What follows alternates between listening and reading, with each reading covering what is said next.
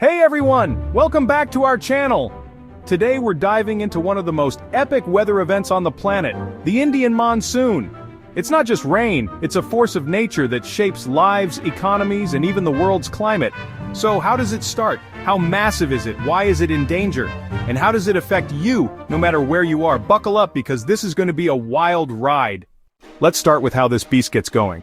The Indian monsoon is like a giant engine powered by the sun. Every summer the landmass of India heats up faster than the Indian Ocean. Why? Because land absorbs heat quicker than water. This creates a massive low-pressure zone over northern India and the Tibetan Plateau. Meanwhile, the cooler ocean has higher pressure and moist air starts rushing in from the southwest. That's the monsoon wind. But here's the kicker. The Himalayas act like a giant wall, trapping that moist air and forcing it to rise.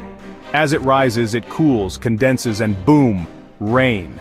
This isn't just a drizzle. We're talking about a seasonal wind reversal that flips India's weather from bone-dry to soaking wet in weeks. Okay, let's talk scale.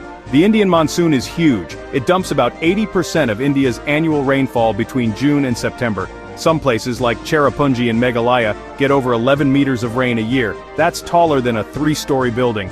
It covers 3.3 million square kilometers, impacting over 1 billion people across India, Bangladesh, and beyond. This rain powers India's agriculture, which feeds nearly 60% of its population. Rice, wheat, sugarcane, you name it, the monsoon makes it happen.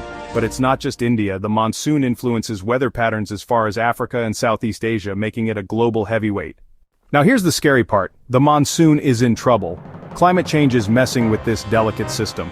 Rising global temperatures are disrupting the land-ocean heat contrast that drives the monsoon.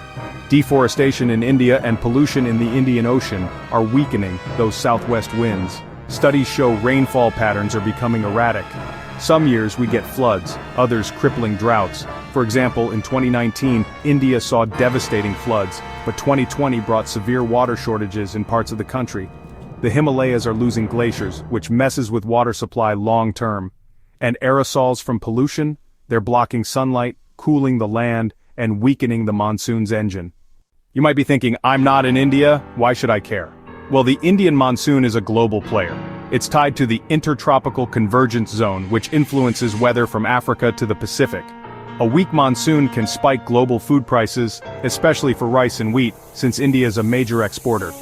Plus, the monsoon affects ocean currents and atmospheric systems like the jet stream, which can tweak weather in Europe and North America.